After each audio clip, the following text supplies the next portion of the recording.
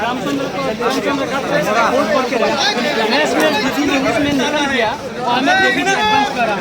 दीदी ने उसके साथ निकला रिजल्ट और अनाउंस नहीं किया। दीदी ने नेशनल न्यूज में रिजल्ट किया बड़ा यहाँ डेबिट पेपर में हमें बीजेपी का एडवांस को पकड़ दिया।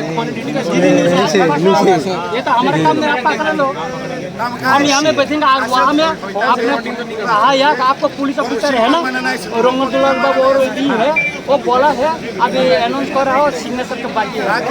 1 घंटा हमें भूल करके रखा है, 1 घंटा भूल करके रखा तो ये नहीं ना वो हमें सुना आपने जाके हमें काउंटिंग बंद कर दिया।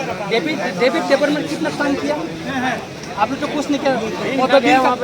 पद बिल का यार उनको निकल दिया उनका रामचंद्र का पद बिल का जो किया अरे वो हम लोग का काउंटिंग है ये से निकल दिया और ये अपना उसी है उनने बोला उनका निकलने के लिए और सब मीडिया को बोला जे ये मत करो ये नहीं उठाना।